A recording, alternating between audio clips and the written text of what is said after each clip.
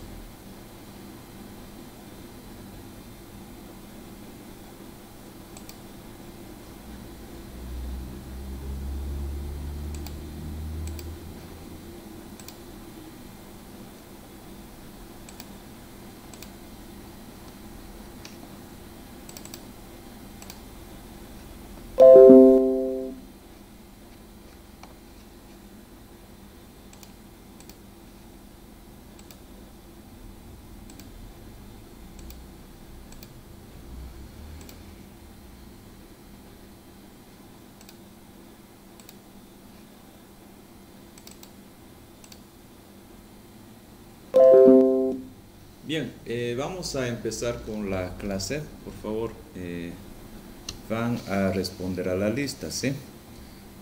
Yulisa Ivonne Iriarte. Presente, doctor. Norma Vía Claros. Norma Presente, Vía doctor. Claros. Presente, doctor. Rogerio Fernández Santana. Presente, doctor. Eva Luisa Gabriela. Presente, doctor. Julio Andrés Amachuy. Presente, doctor. Alejandra Rocha.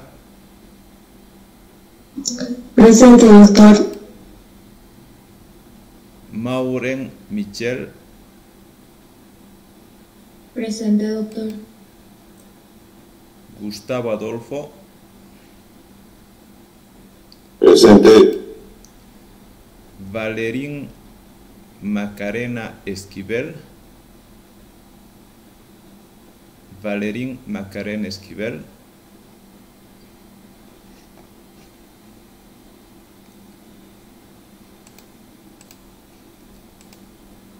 Ya. A ver, la actividad programada para hoy consistía en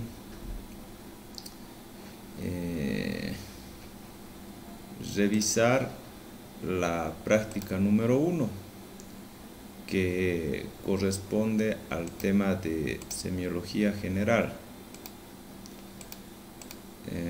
¿Han tenido alguna dificultad con la práctica? No, doctor.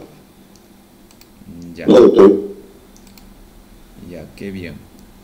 Entonces, a ver, vamos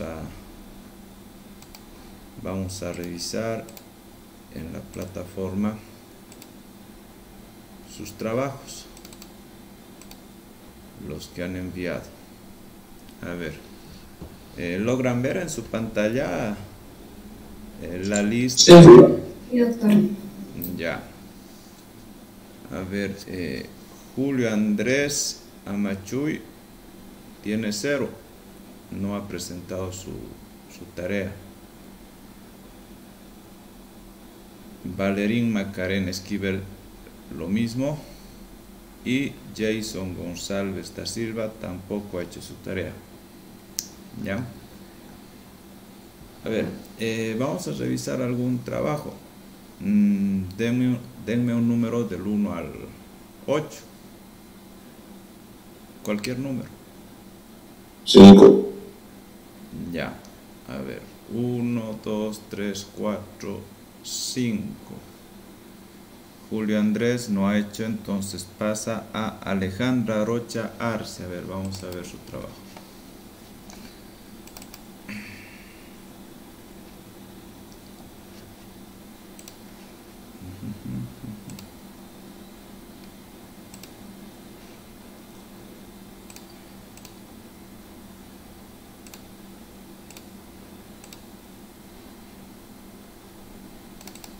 Ya. Alejandra, ¿estás presente? Sí, doctor. Bien. Tú estás en el grupo con Eva Lucía, Norma Vía, ¿correcto? Sí, doctor. Bien, a ver, vamos a ir calificando tu trabajo. Primero, la fecha de presentación, sí, está bien. El grupo al que perteneces también, está bien. Y el nombre de los integrantes del grupo, resaltando tu nombre porque tú estás enviando el trabajo. Está bien. La primera parte formal de presentación está bien. No tiene reducción de puntos tu trabajo, entonces. Bien. Ahora, ya entrando en sí al avance mismo de la materia, ¿sí? Quiero por favor que Alejandra nos compartas la información que ustedes han encontrado y han presentado en su trabajo acerca de estos 4 términos: semiología, semiotecnia, clínica propedéutica y signo. Ya, entonces te escuchamos. Puedes, si quieres, leer la definición y después explicarnos un poquito. Ya, doctor. La semiología es el estudio de los signos y síntomas que tiene el paciente, ya sea sano o enfermo, y así poder obtener un diagnóstico de acuerdo a los signos y síntomas. La semiotecnia es un conjunto de métodos que utilizamos para poder así apreciar los signos y síntomas del paciente. La clínica propedéutica es un procedimiento mediante el cual podemos identificar una enfermedad, un síndrome o el estado de salud del paciente. El signo es una señal que podemos ver nosotros del paciente o otra persona. El síntoma es una señal que solamente el paciente siente y que no podemos ver. Ya. ¿Hasta dónde vengo, doctor? Está bien, hasta ahí, Alejandro. Ya, a ver. Ya. Vamos a... están bien tus respuestas. Vamos, pero a un poquito más reforzar las definiciones, ¿ya? Semiología. ¿Sí? Semiología es el estudio de los signos, síntomas de los pacientes, ya sean sanos o enfermos, para obtener un diagnóstico. ¿Ya? ¿Está bien? Vamos a indicar también de que cuando hablamos de semiología, ¿sí?, podemos acudir a la etimología de la misma. A ver, les voy a compartir. Aquí está. Semiología. Semiología deriva de la palabra griega semeion, ¿sí?, y también de la palabra griega también logos. Semeion significa signo y logos estudio o tratado. Entonces, uniendo estas dos palabras, vamos a decir que la semiología es el estudio del signo, considerando su raíz etimológica. Ahora, ya desarrollando un poco más esta definición, vamos a decir que la semiología es la rama de la medicina, porque la semiología es una rama de la medicina que va a estudiar no únicamente signos, sino también síntomas, ¿sí? En las siguientes definiciones vamos a entender la diferencia entre signos y síntomas. Entonces, la semiología es una rama de la medicina que estudia los signos, los síntomas y su interpretación clínica. Es decir, ¿qué es lo que vamos a hacer nosotros en este semestre? Porque estamos avanzando semiología. Lo que vamos a hacer es, primero, en nuestros pacientes tratar de encontrar la mayor cantidad de signos y síntomas para que con ello podamos interpretarlos, esos signos y esos síntomas, y con ello poder llegar a un diagnóstico. ¿Ya? Entonces vamos a hacer semiología este semestre. Vamos a buscar signos y síntomas y los vamos a interpretar clínicamente para llegar a un diagnóstico. Bien, ¿se entiende esa parte de la semiología, de la definición? Sí, doctor. Sí, doctor. Bien, vamos a continuar entonces.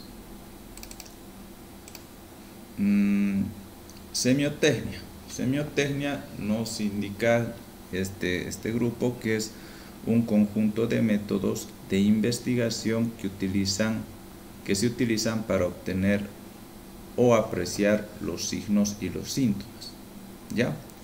Y la clínica propedéutica es el procedimiento por el cual se identifica una enfermedad, síndrome o cualquier estado de salud.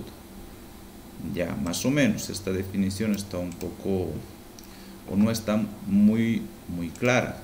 Vamos a aclarar todo esto, ¿sí? Vamos a decir entonces, primero, la semiología, ¿sí?, va a descomponerse, o podemos decirlo al revés, se va a componer de dos ramas. La semiotecnia es una de ellas y la clínica propedéutica es otra de ellas. La semiotecnia y la clínica propedéutica son ramas de la semiología que van a permitir en sí a la semiología cumplir con sus propósitos. ¿De qué forma? La semiotecnia. ¿Qué es la semiotecnia? Es la técnica de la búsqueda del signo. Es decir, con la semiotecnia nosotros lo que vamos a hacer es buscar signos en nuestros pacientes. Son técnicas, son procedimientos que vamos a realizar para encontrar signos en nuestros pacientes. Alguna vez también con estos procedimientos vamos a objetivizar un síntoma del paciente. Dentro de estos métodos o técnicas, la técnica clásica de la semiotecnia se compone de 4 aspectos: la inspección,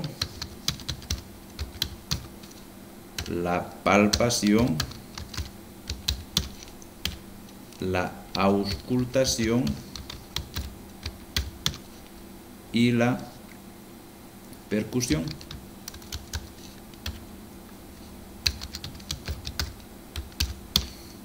Por ejemplo, con la auscultación, ¿qué signos podremos encontrar? Tal vez un soplo cardíaco. Con la percusión, ¿qué signos tal vez podemos encontrar? Tal vez podemos encontrar una ascitis, es decir, un acúmulo de líquido. Con la palpación, ¿qué podríamos encontrar? ¿Qué signo? Por ejemplo, un agrandamiento de algún órgano, por ejemplo, una hepatomegalia. Con la inspección, es decir, con la observación, ¿qué es lo que podemos encontrar? ¿Qué signos podríamos encontrar? De repente que el paciente presenta una parálisis en una de las mitades de la cara. ¿Ya? Entonces, la semiotecnia son todas aquellas técnicas que se utilizan para encontrar signos y también para ver de manera objetiva algunos síntomas. ¿Ya? Bien. Ahora, la clínica propedéutica. La clínica propedéutica es aquella rama de la semiología que está destinada a reunir e interpretar los signos y los síntomas. Esto con la finalidad de llegar a un diagnóstico. Entonces, con la semiotecnia encuentro signos y síntomas. Con la clínica propedéutica, esos signos y síntomas que he encontrado los reúno y los interpreto para con ello llegar a un diagnóstico. Entonces, ¿qué era la semiología? Era una rama de la medicina que estudia signos y síntomas, es decir, mediante semiotecnia obtiene signos y síntomas y su interpretación clínica, y los interpreta entonces mediante la clínica propedéutica. ¿Para qué? Para llegar a un diagnóstico. ¿Sí? No se olviden. Semiotecnia es la técnica para encontrar signos y síntomas. La clínica propedéutica es ya la interpretación de estos signos y síntomas para que con ello lleguemos a un diagnóstico. ¿Se entiende? Sí, doctor. Bien. Sí, doctor. Bien, entonces vamos a continuar.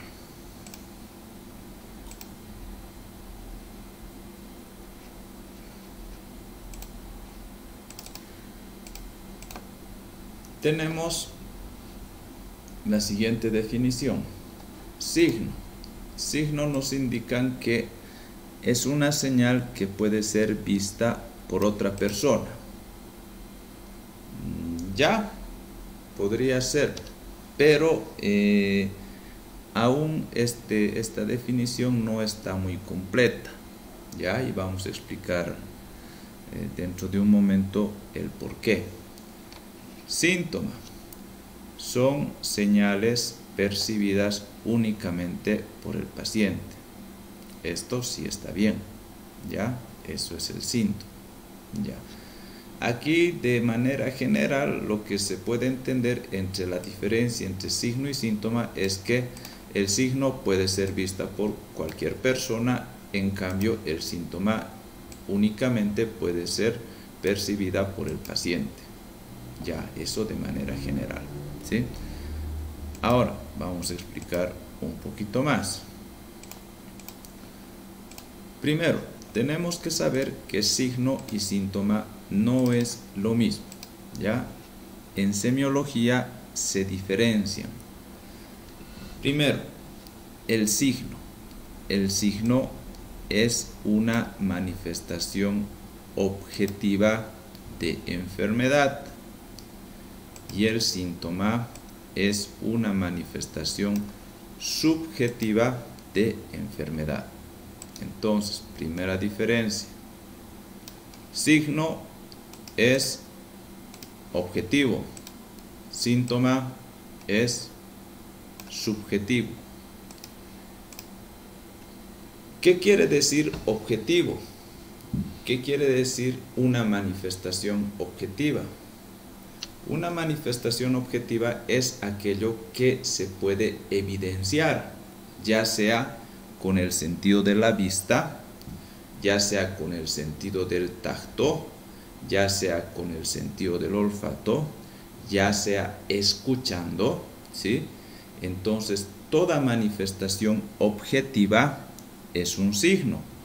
Por ejemplo, algo que podemos ver en un paciente, su color amarillento, una ictericia en la piel del paciente, ¿será una manifestación objetiva? Sí, doctor. Claro, porque se puede observar, se puede ver. Por lo tanto, la ictericia va a ser un signo o un síntoma. Un signo. Claro, al ser una manifestación objetiva que podemos ver, entonces la ictericia es un signo. Bien, otro ejemplo. Nosotros tenemos un paciente que llega a consultar, ¿sí? Y en la exploración física, o primero nosotros vemos de que el paciente aparentemente está bien, pero vamos a tener un antecedente de que este paciente consumía alcohol o es un paciente alcohólico ya de larga data. Producto de ello, es posible de que esté afectado el hígado. Es posible de que este hígado esté aumentado de tamaño, ¿sí? Es decir, una hepatomegalia. La pregunta es, ¿esta hepatomegalia podremos observar a simple vista en el consultorio viendo al paciente?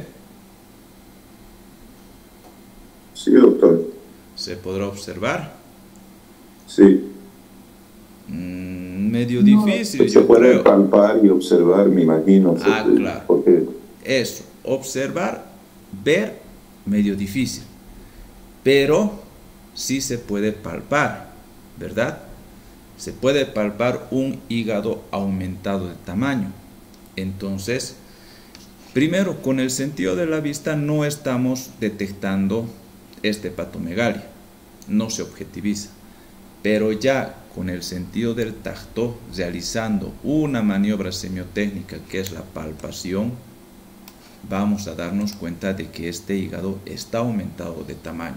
Por lo tanto, mediante la palpación estamos objetivizando ese hallazgo y por lo tanto, al ser ahora una manifestación objetiva, ese hígado aumentado de tamaño, la hepatomegalia va a ser un signo, ¿ya?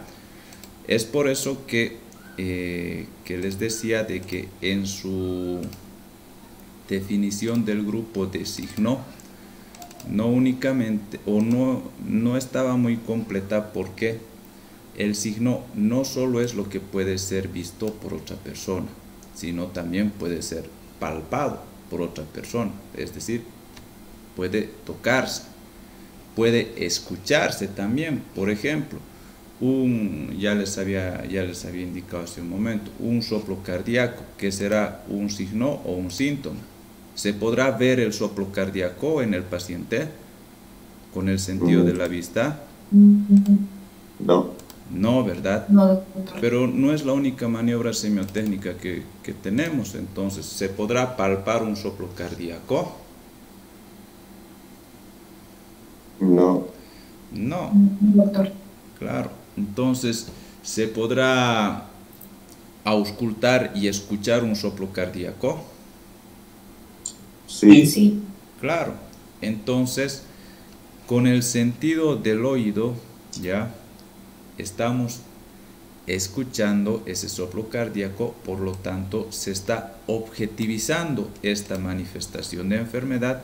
Entonces un soplo cardíaco viene a ser un signo, ¿ya? ¿Se entiende, verdad, esta parte de los signos? Sí, doctor. Bien. Doctor. Ahora, es importante saber también lo siguiente. Los signos van a ser descubiertas por el médico. ¿En qué momento?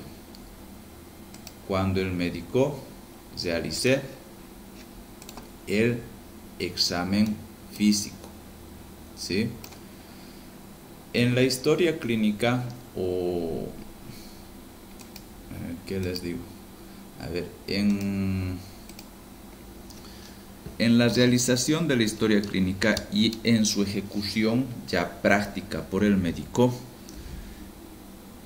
se sigue un orden, ¿sí? Primero es la anamnesis y después el examen físico. Ustedes alguna vez que han ido al médico, ¿sí?, a consultar, ¿qué es lo que hace el médico? Primero conversa con ustedes. Les pregunta algunos datos, les pregunta dónde le duele o cuál es su malestar, etc. Habla primero con ustedes y después de hablar con ustedes recién les revisa. Les dice, por favor, súbase a la camilla, le voy a revisar, etc. ¿No ve? Recién tiene el contacto físico. Entonces, ese es el orden que se sigue en la elaboración de una historia clínica. Bueno, tomando en cuenta aquello, entonces los signos, al ser manifestaciones objetivas, es decir, evidenciadas por el médico, ya sea con la vista, palpando, escuchando, oliendo, etc., ¿en qué momento de la historia clínica o del examen o de la revisión médica se va a encontrar o se va a descubrir? Se va a descubrir esto en el examen físico, es decir, en la segunda parte de la realización de la historia clínica, ¿ya? Porque en el examen físico, ¿qué es lo que va a hacer el médico? Va a observar, va a palpar, va a auscultar, va a percutir, va a oler, va a pesar, va a medir, va a hacer todo eso, ¿ya? Y haciendo todo ello va a poder de manera objetiva encontrar diferentes signos en el paciente. Entonces, el signo es una manifestación objetiva y es descubierta por el médico durante el examen físico. Ahora, el síntoma. El síntoma es una manifestación subjetiva de enfermedad. ¿Qué quiere decir subjetivo? Quiere decir de que únicamente y a su manera puede percibir el paciente, la persona, no otros, sino la persona. Entonces, los síntomas, al ser una manifestación subjetiva de enfermedad, es decir, propias, bien personales y únicamente percibidas por el paciente,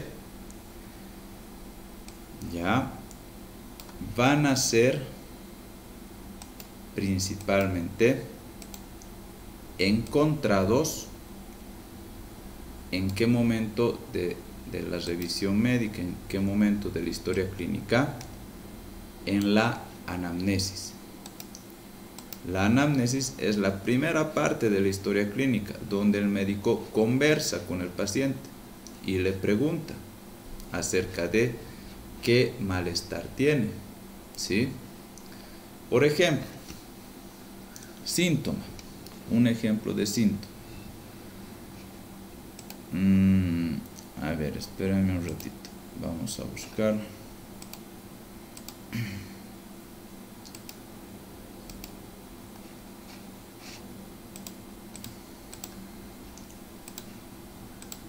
¿Vieron la clase, el link de la videoclase o no les ha dado tiempo?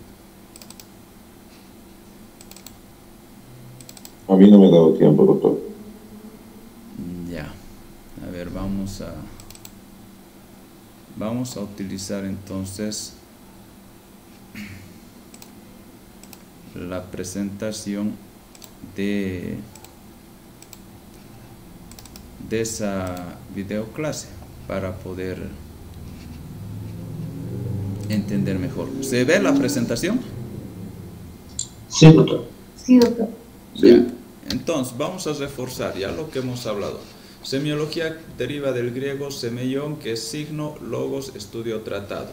Entonces, la semiología es la rama de la medicina que estudia los signos, síntomas y su interpretación clínica. Semiotecnia es la técnica de la búsqueda del signo, que básicamente consta de inspección, palpación, percusión, auscultación. La semiotecnia entonces podríamos definir como un conjunto ordenado de métodos y procedimientos para obtener signos y síntomas.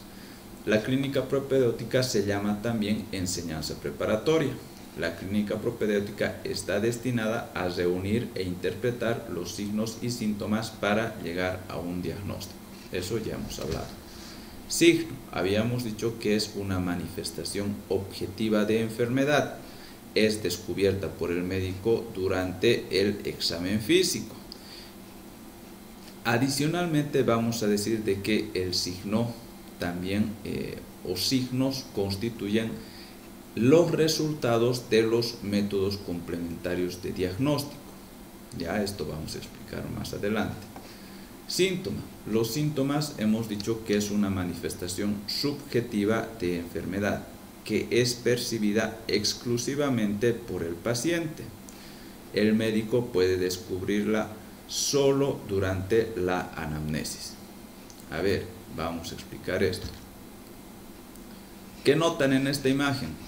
¿Hay algo particular en este paciente? Ictericia, ojos amarillos. Eso, presenta ictericia, correcto. ¿Y la ictericia qué es? ¿Un signo o un síntoma? Signo. Signo. Claro, es un signo porque se puede evidenciar de manera objetiva. Yo lo puedo ver, ustedes lo pueden ver, ¿verdad? Si les llaman a sus amigos, parientes, lo que sea, igual ellos van a poder observar este color amarillento. Entonces es una manifestación objetiva. Las petequias, estas pequeñas manchitas rojas en la piel, ¿qué serán? ¿Un signo o un síntoma? Sí. Signo. Claro, es un signo porque son manifestaciones objetivas de enfermedad. Bien. La hepatomegalia, que habíamos dicho, ¿se puede observar a simple vista? No. No, ¿verdad? No. Pero palpando sí se puede. Y si palpamos y detectamos de que este hígado está de tamaño aumentado, entonces estamos de alguna manera objetivizando esta manifestación de enfermedad. Por lo tanto, la hepatomegalia es un signo. Bien, habíamos dicho que signos también constituyen los métodos de laboratorio y de gabinete, ¿sí? Una cardiomegalia, por ejemplo, aquí que estamos evidenciando. A simple vista, viendo a nuestro paciente, podremos darnos cuenta de que presente o cardiomegalia este paciente. ¿Se podrá ver el corazón agrandado? No, ¿verdad? ¿Se podrá auscultar y con ello podremos saber de que el corazón está agrandado? No. Tampoco, ¿verdad? ¿Se podrá palpar el corazón agrandado? No. No, pues la caja torácica impide. Entonces, para ello nosotros, para poder evidenciar de manera objetiva este agrandamiento del corazón, vamos a valernos de métodos de apoyo diagnóstico. En este caso, una radiografía de tórax, en la cual nos va a mostrar una silueta cardíaca aumentada de tamaño. Por lo tanto, ahora sí estamos observando de manera objetiva este aumento del tamaño del corazón. Por lo tanto, esta cardiomegalia viene a ser un signo. Reforzando, signo es la manifestación objetiva de enfermedad descubierta por el médico mediante el examen físico. Ejemplos: ictericia, petequia, esplenomegalia, cardiomegalia. También constituyen signos los otros métodos complementarios de diagnóstico. Un examen de sangre donde midamos la glucosa, la cantidad de glucosa en la sangre. En este caso vemos que este paciente tiene una hiperglicemia, es decir, un aumento de glucosa superior a lo esperado, a lo normal. La hiperglicemia es un signo porque se está objetivizando a través de un estudio de laboratorio, un recuento laboratorial. Un nódulo pulmonar también viene a ser un signo que se puede evidenciar mediante una radiografía o tal vez una tomografía o u otro estudio de imagen. ¿Ya? Entonces, que quede claro lo que es signo. Ahora, ¿qué es lo que estará sintiendo esta paciente? Ustedes observen a la paciente. ¿Será que está sintiendo dolor? ¿O será que está con disnea? La disnea es la sensación de falta de aire que tiene el paciente y una necesidad imperiosa de tener que respirar por sentir que se está ahogando.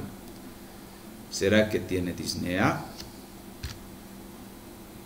O tal vez será que tiene palpitaciones, es decir, la paciente está sintiendo unos latidos cardíacos fuertes, desagradables, fuera de lo normal. Observando a esta paciente, ¿qué creen que tiene? ¿Dolor? ¿Disnea? ¿Palpitaciones? ¿O dolor y disnea? ¿O dolor y palpitaciones? ¿O dolor, disnea, palpitaciones? ¿Qué será? No sabemos. Exactamente, no podemos saberlo. Eso. Sí, no podemos saber, y es cierto. Algunos van a decir, parece que presenta dolor. Para otros, parecerá que esta paciente se está ahogando, que está con disnea. Para otros van a decir, no, como tiene la mano en el pecho, tal vez está sintiendo palpitaciones. Difícil saber. A la inspección, a la observación, difícil saber. Entonces, ¿qué es lo que está experimentando esta paciente? Esta paciente está experimentando uno o más de un síntoma. ¿Qué quiere decir? Puede estar experimentando dolor, puede estar experimentando disnea, puede estar experimentando palpitaciones. ¿Y cómo vamos a saber nosotros? Preguntando a la paciente. ¿Por qué? Porque el dolor, la disnea y las palpitaciones son síntomas, es decir, son manifestaciones subjetivas de enfermedad que única y exclusivamente puede percibir y sentir en toda su intensidad la paciente. Por lo tanto, para saber realmente qué es lo que tiene esta paciente, hay que preguntarle y le diremos, ¿usted qué es lo que está sintiendo en este momento? Les va a decir, dolor, doctor, me duele mi pecho, siento punzadas. Ah, ya, entonces tiene dolor. O le preguntas y le dices, ¿qué le está pasando? ¿Le duele su pecho, señora? Y te va a decir, no, doctor, lo que pasa es que me estoy ahogando, me falta aire. Ah, ya, entonces anoto disnea. O le decimos, se está ahogando, señora, le falta aire. Y te va a decir, no, doctor, sino que aquí mi pecho está latiendo, mi corazón parece que se quiere salir del pecho, está latiendo bien fuerte y es bien desagradable, doctor.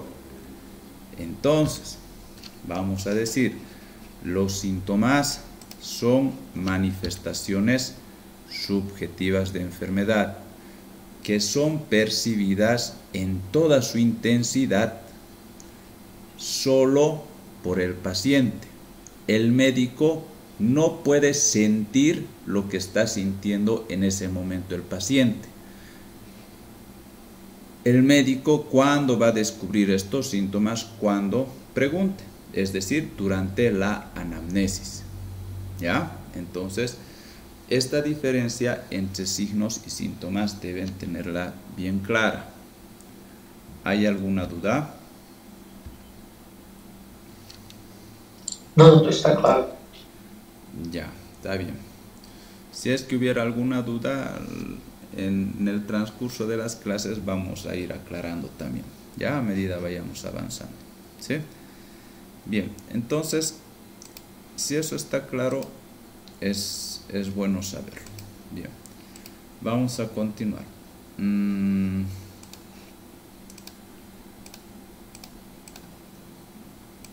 Participó Alejandra, ¿verdad? Alejandra, dame un número del 1 al 8. 6, doctor. 6, a ver, vamos a ver quién es el 6. A ver, 1, 2, 3, 4, 5, 6. Tú eres Alejandra. Otro número. 3, doctor.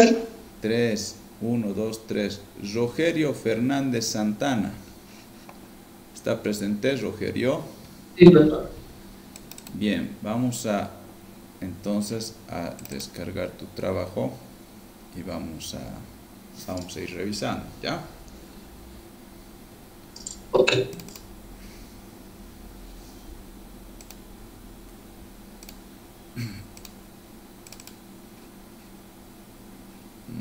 Ya, a ver, este me parece que es. Rogerio, solito has trabajado. Sí, doctor. ¿Por qué si es grupal? Los trabajos son grupales. Porque yo empecé hace temprano. No tenía grupo, creo, en la plataforma. Ya, y tampoco has visto los links de... No, yo asistí, pero fue muy rápido porque yo tenía clase. Ya, pero tienes que darte tiempo porque aquí ya estás perdiendo puntos en tu formato de presentación, mira. Fecha Sí, no doctor. tienes, grupo tampoco, solo tienes tu nombre.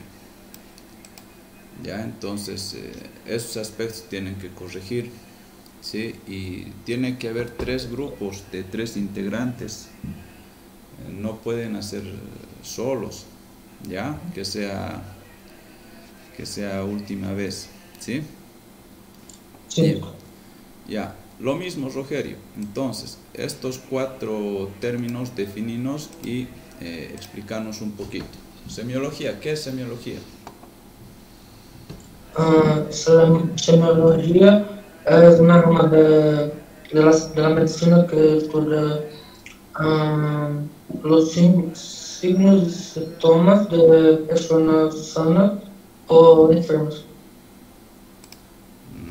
Ya, a ver, ¿logras ver tu trabajo en la pantalla? La verdad no, doctor. Está No. bien. A ver, vamos a ver. Ya, ocultar, vamos a... Ahorita vamos a visualizarlo entonces. ¿Ahora sí?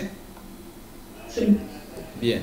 A ver, ¿qué has anotado? Semiología, ¿qué dice que es Habla semiología? de estudio de la forma de identificar las múltiples manifestações da enfermidade y poder reconocerla. Ya, entonces, esta tu definición no es muy técnica, podríamos decir, en relación a lo que es la semiología. Ya es un tanto general tu definición, que se puede confundir con otras. Entonces, lo vas a corregir, ¿listo? Semiotecnia. ¿Qué es semiotecnia? São métodos para identificar signos e sintomas de uma enfermidade.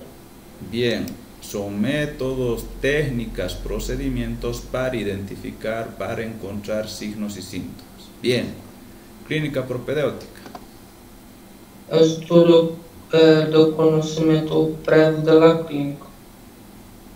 Ya, nosotros debemos obviamente conocer diferentes patologías, por ejemplo, para saber que esas patologías tienen signos y síntomas característicos.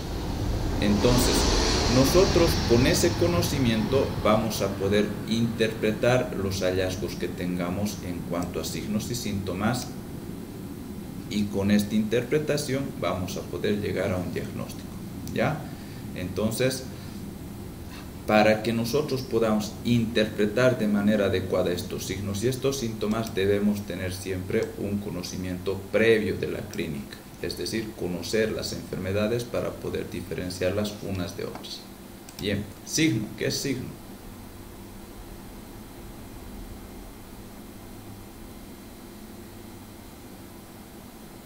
Rogerio.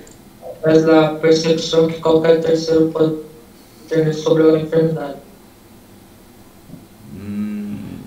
Ya podría ser, pero ya hemos definido de mejor forma, ¿ya? ¿Qué es signo?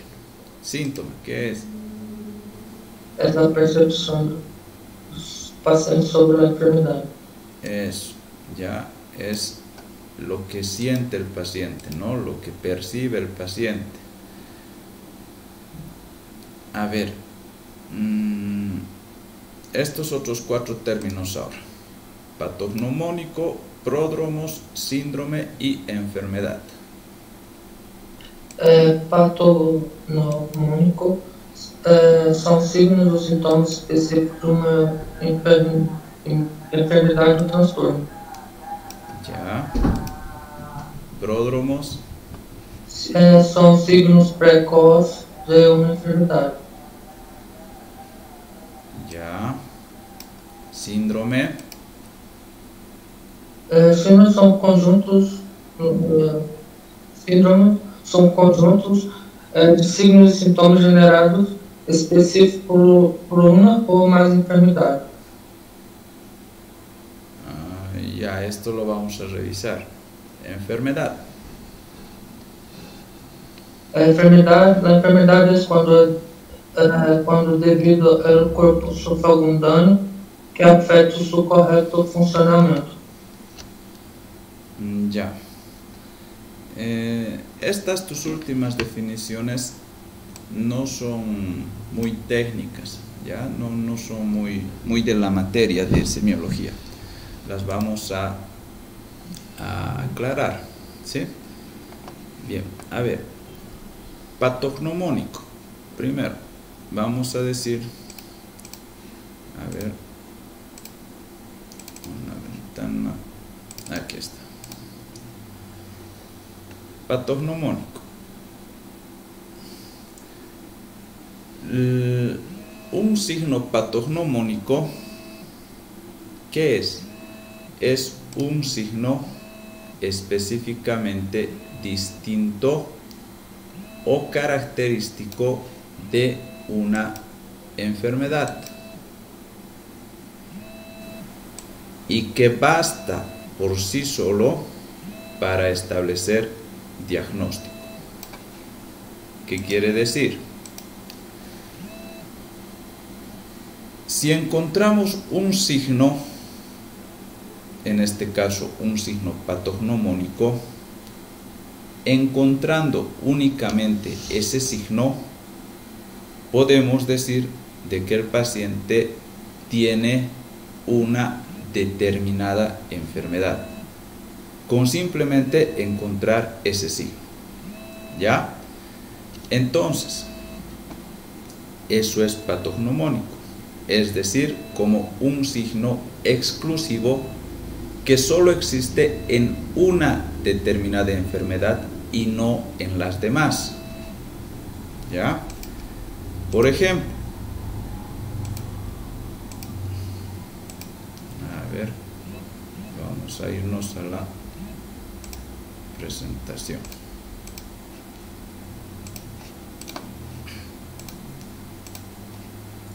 Los dos de síndrome de Down. No, todavía. Más rápido. Eso es después. A ver. Logran ver, ¿verdad? Patognomónico aquí en las diapositivas. ¿Sí? Sí. Ya. Patognomónico. ¿Qué es patognomónico? Patognomónico habíamos dicho que es un signo específicamente distinto o característico de una enfermedad que basta por sí solo para establecer el diagnóstico. Por ejemplo, las manchas de Koplik. Las manchas de Koplik son estas pequeñas pápulas blanquecinas que están ubicadas a la altura del segundo molar. ¿Ya? Estas pápulas blanquecinas que están rodeadas por un halo eritematoso son las manchas de Koplik. ¿Sí? Cuando revisen la cavidad oral de un paciente y vean estas manchas de Koplik, automáticamente ustedes van a decir: este paciente tiene sarampión. ¿Por qué? Porque las manchas de Koplik son un signo patognomónico de una única enfermedad, del sarampión. Este paciente no tiene rubeola, no tiene varicela. Este paciente, por presentar estas manchas de Koplik, tiene sarampión. Es decir, estas manchas de Koplik constituyen un signo específicamente distinto, un signo característico de una determinada enfermedad, que es el sarampión, y que basta por sí solo, es decir, basta que esté presente para que establezcamos el diagnóstico, es decir, sarampión. Eso es un signo patognomónico, ¿ya? Otro ejemplo viene a ser los cuerpos de Negri. Los cuerpos de Negri son inclusiones que se van a encontrar a nivel de las células neuronales en los animales, en este caso, o en las personas infectadas, ¿sí? Al encontrar estos cuerpos de Negri, vamos a decir de que este paciente tiene la enfermedad de rabia, porque los cuerpos de Negri son patognomónicos de esta determinada enfermedad. ¿Sí? ¿Se entiende eso? Sí, doctor. Bien. Sí, doctor. Entonces, vamos a hablar ahora de la siguiente definición, que eran los pródromos. Si los signos patognomónicos son bastante específicos, incluso lo suficiente para establecer diagnóstico con su solo presencia, los pródromos o los signos prodrómicos son inespecíficos, es decir, que pueden aparecer no en una única enfermedad, sino en varias enfermedades. Por ejemplo, una fiebre. La fiebre puede haber en sarampión, la fiebre puede haber en COVID-19, la fiebre puede haber en procesos neoplásicos, la fiebre puede haber en una fiebre tifoidea, puede haber en un resfriado común, es decir, es un signo inespecífico. Los pródromos son signos inespecíficos. Adicionalmente, son precursores, es decir, son signos iniciales que preceden el desarrollo de una enfermedad. Entonces, ¿qué son los pródromos? son signos y síntomas precursores que preceden el desarrollo de una enfermedad y que son inespecíficos. Cuando ustedes empiezan a enfermarse, digamos con una neumonía, ¿cuáles van a ser sus pródromos? Seguramente tendrán alzas térmicas, fiebre, ¿verdad? Van a empezar con esos signos, con esos síntomas, van a empezar con un malestar general, ¿sí? Pero estos signos y síntomas no quiere decir específicamente que ustedes tienen neumonía. Quien tiene malestar general y fiebre, ¿tiene neumonía en un 100%? No, puede tener cualquier enfermedad. Pero lo que sí sabemos con estos pródromos es de que esta persona está empezando a enfermarse, está empezando a desarrollar una enfermedad. Los pródromos, por tanto, son inespecíficos. Ejemplo, el malestar general, la fiebre, las náuseas, los vómitos, son signos y síntomas que aparecen en muchas enfermedades, pero que te indican que sí estás empezando a enfermarte y que no es normal. ¿Ya? Entonces, patognomónico, signos muy específicos. Pródromos, signos inespecíficos. Patognomónico, basta con su sola presencia para establecer diagnóstico. Pródromos te indican de que estás empezando a enfermarte. Son signos y síntomas iniciales del desarrollo de una enfermedad.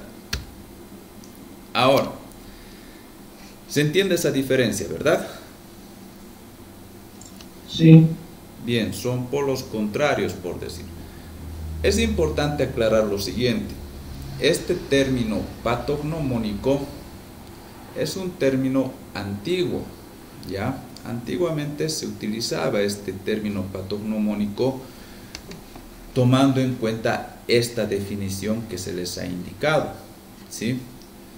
Pero bueno, a medida avanza la ciencia, la medicina, etc., nosotros sabemos actualmente de que para que un signo sea realmente patognomónico, para que un signo realmente con su única presencia te pueda emitir y establecer diagnóstico, para que pueda ser así, este signo debe tener una sensibilidad y una especificidad del 100% y debe haber ausencia de falsos positivos y negativos, algo que prácticamente es imposible en medicina. Nada es 100% en medicina, ¿ya? Por lo tanto, este término patognomónico en su concepción tal cual se les ha indicado ya no se, podríamos decir, ya no se maneja como un término contundente, como un término fuerte para decir que tiene esta patología este paciente por presentar este signo patognomónico. No, vamos a tomar a los signos patognomónicos actualmente como signos altamente específicos de una posible patología, ¿sí? De una determinada patología, pero aún posible, ¿sí? No establecer en ese momento un diagnóstico. Para ello tenemos que apoyarnos mediante estudios complementarios y también algunos otros signos y síntomas que ahí sí podamos tener un grado de certeza de que sí es ese diagnóstico, ¿ya? Entonces, patognomónicos, signos altamente específicos de una determinada enfermedad, ¿sí? Acuérdense de eso. Bien, ¿alguna duda en relación a esto? Doctor, un signo, lo que me mencionaba, entonces puede ser la letra mundial del hipocratismo digital, que nos da opciones, o sea que pueden ser de origen cardíaco, digestivo o hormonal. Claro. Entonces eso le correspondería. No podríamos decir que es patognomónico mismo, porque así como tú lo has dicho, el hipocratismo digital se puede apreciar en alteraciones cardíacas, en alteraciones respiratorias, etc. es sí un hallazgo que sí te sugiere, pero no es altamente específico. Por ejemplo, a ver, vamos a revisar algunos ejemplos de tus compañeros que han dado de signos patognomónicos. Ahí vamos a ver, patognomónico. Aquí, ¿qué dicen? Los ojos del recién nacido es un signo de síndrome de Down y manchas de Koplik en el caso de sarampión. Ya, las manchas de Koplik sí. Ahora, los ojos del recién nacido es signo de síndrome de Down. ¿Cómo son los ojos del recién nacido con síndrome de Down? Eu não me especifiquei, pero son diferentes, doutor, no son iguales. Claro, son diferentes, ¿no ve? Uno se da cuenta cuando ve una persona con síndrome de Down, es característico, ¿verdad? Esos sus ojos presentan como un tercer párpado, es decir, un repliegue semilunar en la parte interna de los ojos, que se llama epicanto, ¿ya? Ese epicanto sí es bien característico de los pacientes con síndrome de Down. Podría ser, sí, podría ser que podríamos tal vez considerarlo un signo patognomónico, ¿ya? A ver, signos patognomónicos. ¿Qué signos patognomónicos más han anotado en sus trabajos? A ver, dice, ya, este es clásico, por ejemplo, los dientes de Hutchinson, ¿sí? Son dientes que tienen una escotadura a nivel de los incisivos. Estos dientes de Hutchinson son patognomónicos ¿de qué enfermedad?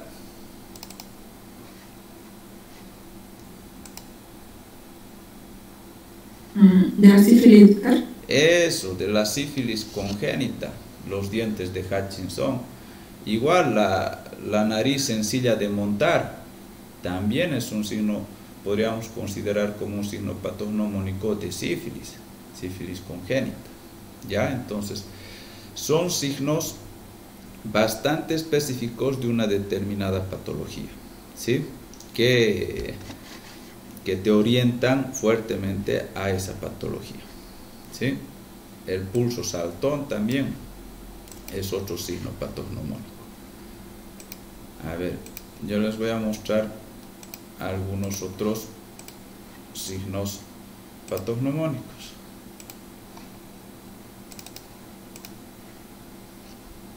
A ver.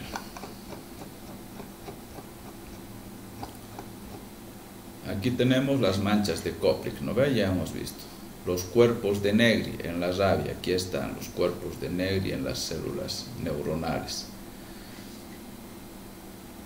Tenemos también el sarcoma de Kaposi, cuando se ven unos parches aquí de tejido anormal debajo de la piel. Estos parches que se llaman sarcoma de Kaposi son signos patognomónicos de que el paciente ya no está con infección por VIH, sino que ya ha entrado a una etapa SIDA, ¿sí? Las células clave en las vaginosis. Las vaginosis bacterianas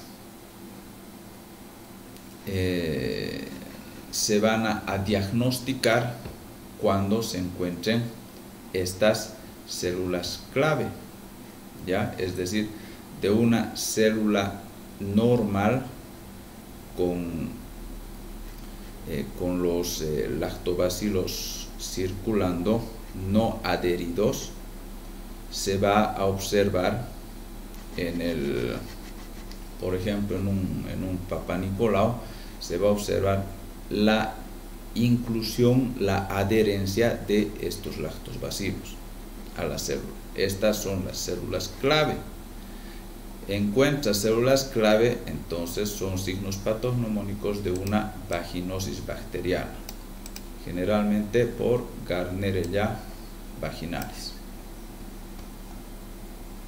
Otro signo patognomónico, la podagra. Esto, en la artritis gotosa, ¿sí? ¿Qué es lo que pasa? Hay un acúmulo de ácido úrico, lo que hace que se inflamen las articulaciones, ¿ya? Entonces, esta inflamación que se va a presentar se denomina podagra, ¿ya? Y la podagra es un signo patognomónico de una artritis gotosa. Los anillos de Kaiser-Fleischer en la enfermedad de Wilson debido a una acumulación excesiva de cobre. Esto puede ser en el hígado, en el cerebro y otros órganos vitales. Aquí tenemos acumulación de cobre, ¿ya? En este caso estamos observando los ojos, ¿ya? ¿Qué es lo que vamos a observar? Un color marrón dorado. Ese color marrón dorado constituyen los anillos de Kaiser-Fleischer y son patognomónicos de la enfermedad de Wilson. Cuando apreciamos una orina de color rojizo o color como el vino tinto, vamos a sospechar en porfiria. Esta orina rojiza es un signo patognomónico de porfiria. Y así hay diferentes signos patognomónicos que nos orientan a distintas patologías, ¿ya? Bien, ¿está comprendido lo que son signos patognomónicos? Sí, doctor. Sí. Ya. Bien, ahora vamos a continuar con las últimas definiciones, ¿ya? Síndrome. ¿Qué es síndrome? A ver, vamos a compartir. Patognomónico, pródromo, síndrome.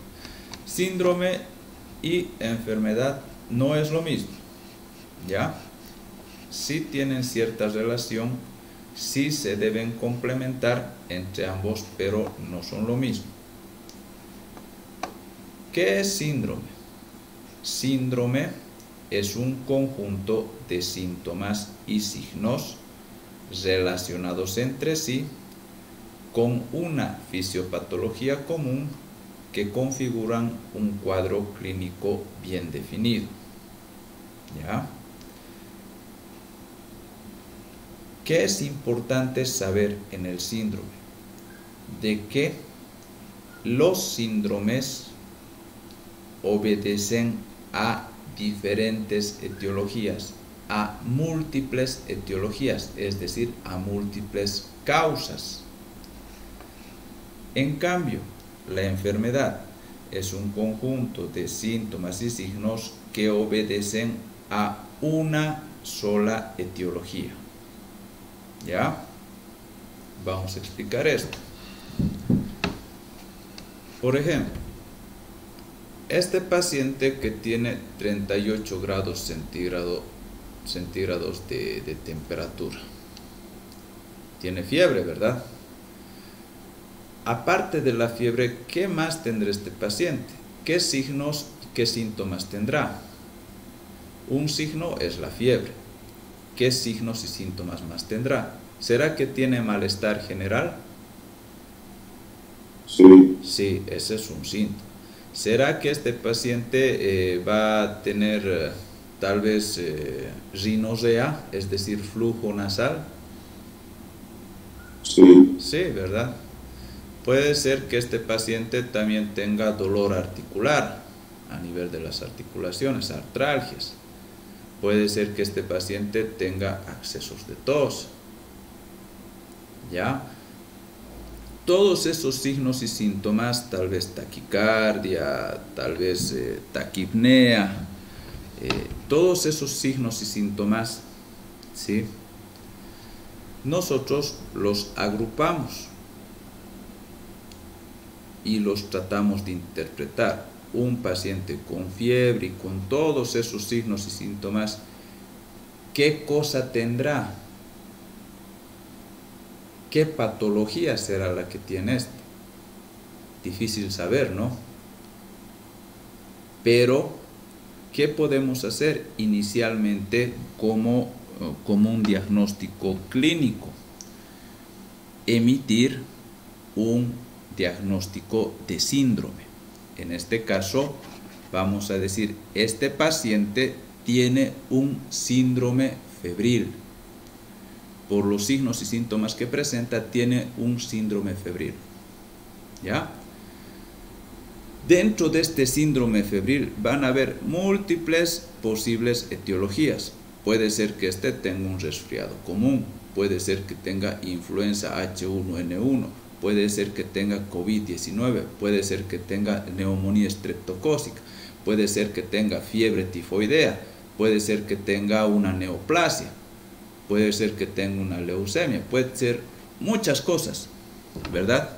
Es decir, este síndrome, o a este que le estamos diciendo síndrome febril, va a obedecer a diferentes etiologías. No hay una sola etiología, ¿sí? Sino son varias etiologías que pueden ocasionar este síndrome, ¿sí? En cambio, la enfermedad va a obedecer a una sola etiología. Por ejemplo, este paciente que hemos diagnosticado con síndrome febril, hemos indicado las posibles etiologías, y para ello hemos hecho los diferentes estudios de laboratorio. Hemos hecho una prueba, un hisopado nasofaringio para ver si es un COVID-19, hemos hecho tal vez un hemocultivo para saber si es una neumonía, hemos sacado placas de tórax, hemos hecho un cultivo, hemos hecho estudios para saber si tiene fiebre tifoidea, para ver si hay neoplasias, etc. Para saber por qué tiene fiebre, por qué tiene este paciente un síndrome febril. Y sucede de que en el laboratorio nos reportan de que ha salido negativo para COVID-19, negativo para todo, pero positivo para fiebre tifoidea. Es decir, se ha identificado en este paciente la Salmonella typhi, que es la etiología de una única enfermedad que se denomina fiebre tifoidea. Por lo tanto, la enfermedad obedece a una sola etiología. ¿Qué es lo que ha pasado? De este síndrome febril de múltiples etiologías, que ha sido nuestro diagnóstico inicial, haciendo los estudios pertinentes, hemos llegado ahora ya no a un diagnóstico sindrómico, sino a un diagnóstico de enfermedad. ¿Y qué se llama esta enfermedad? Se llama fiebre tifoidea, porque se ha identificado un solo agente etiológico, que es la Salmonella typhi. Entonces, esa es la diferencia entre síndrome y enfermedad. Síndrome obedece a múltiples etiologías, enfermedad obedece a una sola etiología. ¿Ya? Esto tiene que quedar claro. Es importante decir de que nosotros, cuando hacemos nuestras historias clínicas, y cuando estamos empezando recién a conocer la materia, a conocer las enfermedades, las patologías, es bueno que nos manejemos mediante diagnósticos sindrómicos inicialmente, para que después podamos realizar, después de ese diagnóstico sindrómico, ya un diagnóstico específico, fino y de certeza, es decir, el diagnóstico de una enfermedad. ¿Ya? Entonces, síndrome, vamos a repetir, es un conjunto de síntomas y signos relacionados entre sí, con una fisiopatología común que configuran un cuadro clínico bien definido. ¿Ya? Eso, acuérdense, el síndrome obedece a diferentes etiologías, no es una sola etiología, sino son varias. Por ejemplo, el síndrome febril, que él mismo puede estar presente en diferentes enfermedades. Por ejemplo, en las neumonías hay síndrome febril, en abscesos hay síndrome febril, en las faringitis hay síndrome febril, salmonelosis hay síndrome febril, linfomas, lupus eritematosos hay síndrome febril, ¿ya? Son producidos por diferentes causas. Pueden ser infecciosas, pueden ser parasitarias, pueden ser degenerativas, neoplásicas, etc. Entonces, eso es importante en el síndrome. Ahora, la enfermedad. Vamos a decir de que, vamos a repetir lo que hace un momento les dije. Un diagnóstico inicial sindrómico debe ir seguido siempre del esclarecimiento del diagnóstico etiológico, es decir, de un diagnóstico de enfermedad. Estas múltiples etiologías las vamos a ir descartando una por una para quedarnos con una única etiología que nos permita ya decir que este paciente tiene determinada enfermedad. Cuando un conjunto de síntomas y signos obedecen a una sola etiología, constituye una enfermedad. Todo esto lo que les estoy indicando son términos semiológicos, ya por si acaso, son definiciones de semiología. Por ejemplo, a ver, tenemos un paciente que viene con estos síntomas. Un paciente que viene con fiebre, con estos signos y síntomas. Fiebre, vómitos, cefalea, rigidez de nuca, infección respiratoria previa, antecedente de una infección respiratoria previa. ¿En qué sospechan? Meningitis. Claro, podría ser, ¿verdad? Una meningitis. Pero la meningitis, ¿qué es? Es una inflamación de las meninges, ¿verdad? Ahora, ¿la meningitis es un síndrome o es una enfermedad?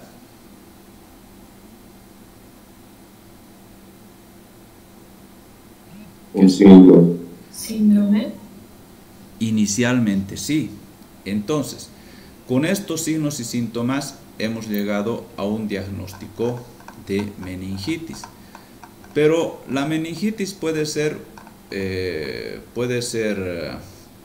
producto de varios agentes etiológicos. A ver, mediante clínica propedéutica, es decir, mediante la interpretación de este paciente, de los signos y síntomas, hemos llegado a un diagnóstico.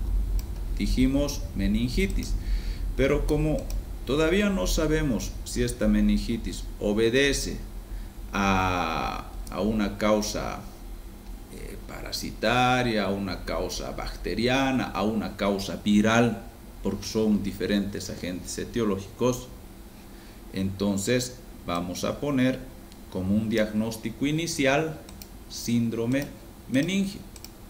¿Ya? El síndrome meningio engloba todos estos signos y síntomas que se ha hablado: fiebre, vómito, cefalea, rigidez de nuca, infección respiratoria previa. ¿Ya? Lo que queda saber ahora es ¿cuál es el agente etiológico real de esta meningitis? ¿Serán bacterias? ¿Serán virus? ¿Serán hongos, por ejemplo? Y para ello nosotros haremos estudios pertinentes, tomaremos muestras, enviaremos al laboratorio y este nos va a reportar un resultado. Sucede que en el laboratorio nos dicen de que han identificado un agente al meningococo, es decir, a la bacteria Neisseria meningitidis. Entonces, ya tenemos identificado nuestro agente etiológico. No había sido virus, no había sido hongo, sino es una bacteria que se llama meningococo o Neisseria meningitidis. Estos dos nombres se manejan. Entonces, mi síndrome meningio inicial, mi diagnóstico inicial de síndrome meningio, ahora conociendo la etiología, aislando un único agente etiológico, ya no múltiples, sino uno solo, pasa a ser una enfermedad. Y esta enfermedad se va a denominar meningitis meningocócica. ¿Por qué? Porque se ha identificado al meningococo como agente etiológico.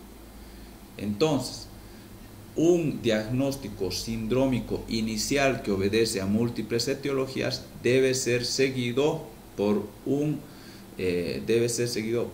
otro diagnóstico de enfermedad, es decir, debe esclarecerse al agente etiológico para que de síndrome meningio pase a ser una enfermedad, es decir, meningitis meningocócica. ¿Se entiende? Sí, ¿verdad? Bien, ya. Entonces, vamos a continuar. ¿Hasta qué hora es la clase? Hasta las 12, ¿no? Bien. Sí, doctor. Entonces vamos a... Doctor, Dime. perdón, disculpe. Y puede haber dos tipos en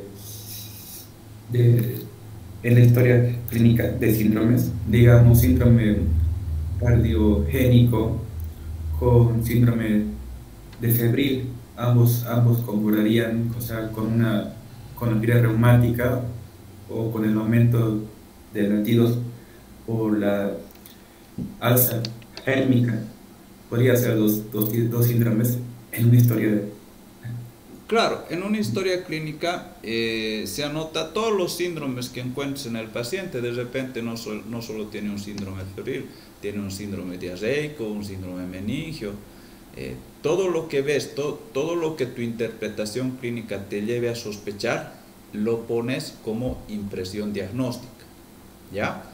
Y después ya apoyándote con los estudios complementarios, ahí sí ya vas a ir desmenuzando poco a poco esos síndromes que has anotado para saber qué es lo que está ocasionando esos síndromes y ponerles las enfermedades que tenga, porque un paciente no solo puede presentar una enfermedad, puede venir con 2, 3 enfermedades que incluso él puede desconocer, ¿ya? Entonces, en la historia clínica, al ser una revisión completa, íntegra del paciente, nos permite descubrir no solo la enfermedad que está trayendo al paciente al consultorio, sino otras patologías que de repente el paciente desconoce o que el paciente en ese momento no le está tomando mucha importancia porque su cuadro actual es el que por el momento le interesa más, ¿ya? Entonces, todo lo que tú encuentres, todos los hallazgos que encuentres en tu historia clínica,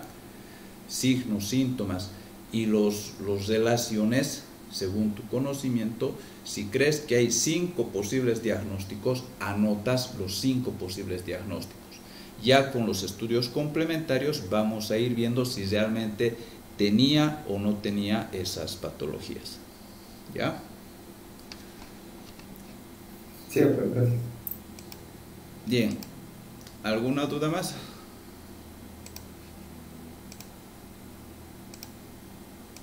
Doctor, ¿por qué le llaman síndrome de Down si supuestamente tiene solo una causa? Ya, está bien, es buena tu pregunta. Ahorita vamos a aclarar eso, ¿sí?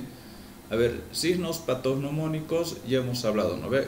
Dientes de Hutchinson, pulso saltón. Se ve este documento, ¿verdad?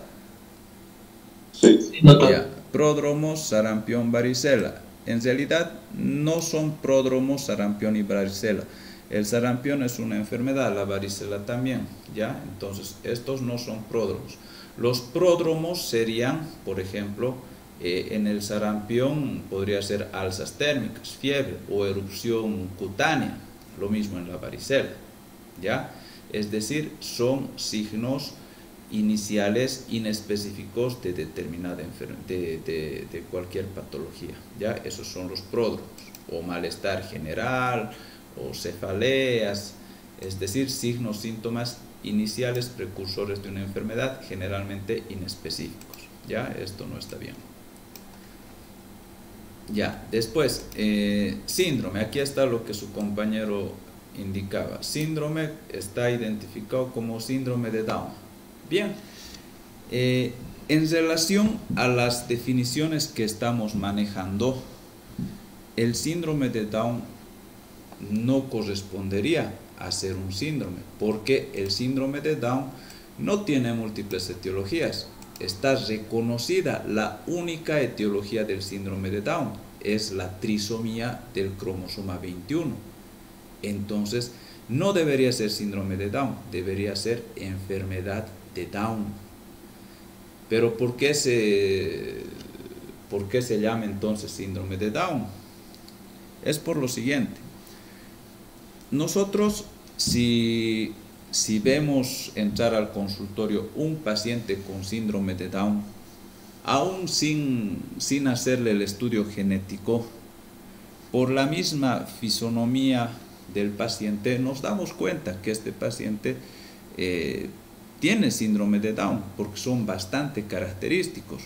Todo ese conjunto de signos y síntomas que presentan los pacientes de síndrome de Down, sobre todo en la facies, en su rostro, nos llevan a pensar de que este paciente tiene un síndrome de Down. Y es así que antiguamente, generalmente las enfermedades de orden genético se las ha tratado así. Como no se conocía antiguamente la causa de esas enfermedades, como ahora ya se conocen, se las agrupó en síndromes. Entonces, persona que tenía esa característica que tienen, por ejemplo, los pacientes con síndrome de Down, esa facies, ese rostro, ese picanto, una macroglosia, implantación baja de las orejas, por ejemplo, un cierto retardo mental. Entonces, cuando encontraban ese conjunto de signos y síntomas, los agrupábamos en síndromes. Entonces, por eso le han llamado síndrome de Down. Antiguamente y desde la antigüedad se sigue aún manteniendo esta denominación. Pero ahora ya sabemos de que sabemos lo que no se sabía antes, cuál es la causa, cuál es la etiología de este síndrome de Down. Sabemos que es la trisomía del cromosoma 21, por lo tanto, este síndrome de Down debería llamarse enfermedad de Down, que en algunas literaturas se maneja de esa forma, ¿ya? Y esto aplica para las enfermedades de orden hereditario, de transmisión hereditaria. Esa es la explicación, ¿ya? ¿Se entiende? Sí, doctor. Gracias. Sí. Bien.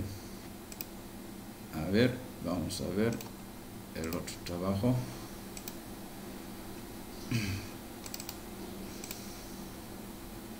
Ah, no, esto ya hemos visto.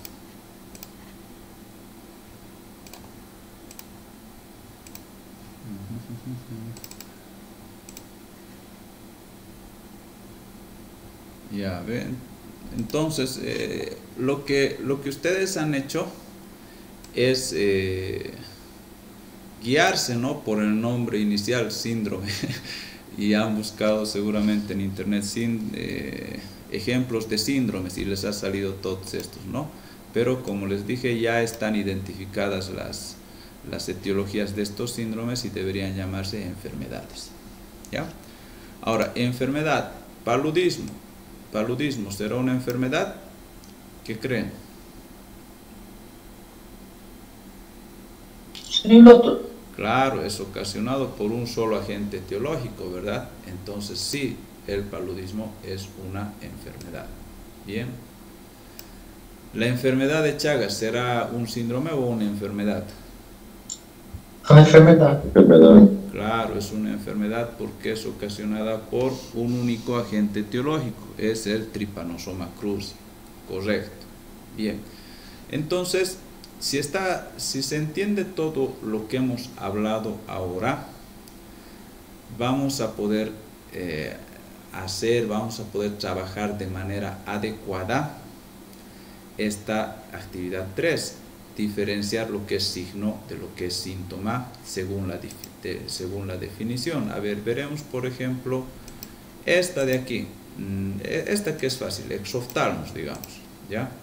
Exoftalmos, ¿qué dice? Es cuando los ojos salen de sus posiciones normales. Ya, más técnicamente podríamos decir es una protrusión del globo ocular a través de las órbitas, ¿no? de su cavidad orbitaria, ¿ya? Es decir, unos ojos saltones, hablando en términos más sencillos. Entonces, el exoftalmos, esos ojos saltones, ¿serán un signo o un síntoma? ¿Qué será? Un signo. Un signo, claro, porque se puede ver unos ojos saltones en el paciente, ¿no ve? Entonces, sí, en este caso es un signo. Bien. Ahora, vamos a ver otro. Vamos a ver este de aquí. Prurito. El prurito dice irritación en la piel que lleva al rascado de la misma. Esta definición no está muy bien, pero a ver, ¿qué sería el prurito? Sería un síntoma porque es el escozor, ¿no? Claro, eso es un síntoma, sí, ajá. Es lo que tú dices, es como una sensación de picazón, de escozor que siente el paciente y que lleva a que éste quiera rascarse. Algunas veces cuando se rasca y se genera lesiones, entonces esas lesiones ya son manifestaciones objetivas, pero el prurito siempre va a ser una manifestación subjetiva y por lo tanto es un síntoma, correcto. Bien, entonces parece que está bien nomás esta parte, ya vamos a ir viendo eso. Y con lo que se ha hablado en relación a síndrome y enfermedad, vamos a también trabajar nuestra actividad 4, indicando si la insuficiencia cardíaca es una enfermedad o es un síndrome. Aquí lo han puesto enfermedad y han puesto a cuántas etiologías tiene la insuficiencia cardíaca. Cualquier situación que genera una sobrecarga continua. ¿Cuáles son? Enfermedad de las arterias coronarias, hipertensión sistémica, miocardiopatía. ¿Será una enfermedad? No. No, pues si aquí estamos diciendo que tiene múltiples causas, múltiples etiologías, entonces no, pues la insuficiencia cardíaca es un síndrome, ¿no ve? Ya, entonces, esta actividad 3 y actividad 4, vamos a revisarla ya de manera más minuciosa la siguiente clase, ¿sí? Vamos a hacer lo siguiente.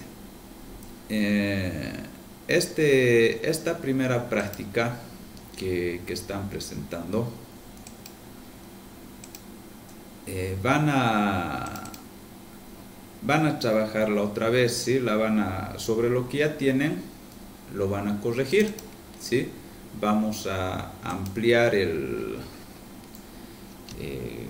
la fecha de recepción de las prácticas, ¿sí? Para que su práctica pueda tener una mejor calificación, ¿sí? Pero esta vez trabajen en grupo, como se les ha indicado, respetando los formatos que se les ha indicado. Para todo ello, revisen el link de la primera clase. Ahí se les está explicando a detalle cómo deben presentar sus trabajos, ¿ya? Entonces, por favor, para la siguiente clase, que va a ser presencial, la siguiente clase va a ser presencial por si acaso, traigan impreso su trabajito y también súbanlo a la plataforma, ya, para que lo califique, lo corrija y puedan tener una mejor calificación de la que tuvieran ahora. ¿Estamos de acuerdo? Sí, Sí, doctor. Ya, y conformen bien sus grupos. Son 3 grupos de 3 personas porque son 9 estudiantes que están inscritos en el curso o por lo menos están registrados en la plataforma, ¿sí? Si es que hubiera algún estudiante con el que no pueden comunicarse o algo, entonces hagan de 2 nomás y el estudiante que quedó sin grupo tendrá ceros. Para las siguientes prácticas supongo que ya se incluirá en uno de los grupos, ¿ya? Bien, Doctor, dime. un espacio, Rogelio, ¿estás ahí? Yo recién ingresé y no tengo grupo, ¿será que puedo hacer contigo? Sí. ¿Sí? ¿Me das tu número? No te encuentro en el grupo de WhatsApp. Ok, voy a enviar un mensaje. Ya. Ya. Eso es lo que gracias por el espacio. ¿Alguien más que quiera así contactarse con alguno de sus compañeros, aprovechando de que están todos presentes, excepto una persona, excepto Macarena Esquivel Villar? ¿Ha llegado o no ha llegado a clases? ¿Está presente? No ha llegado. Ya. Todos tienen grupo después, ¿no? No hay ningún problema. ¿Sí? Sí, doctor. Ya. Doctor. Entonces, por favor, acuérdense, la siguiente clase, el lunes, van a traer su trabajito impreso para que podamos revisar en el curso las actividades 3 y 4, ¿sí? Y también súbanlo a la plataforma para que se les pueda calificar también en la plataforma. ¿Listo? Tenemos 10 minutos de tolerancia, es decir, a las 9:50 hasta las 9:55. 9:56 ya voy a estar llamando lista. Si se retrasan, ya saben, hay un descuento de un puntito por cada retraso. Ya, entonces no se retrasen, por favor. ¿Listo? Sí, doctor. Bien, entonces, si no hay más dudas, nos estaríamos despidiendo hasta la próxima clase. Que les vaya bien, nos vemos, chao. Gracias, doctor. Hasta luego. Hasta luego. Chao.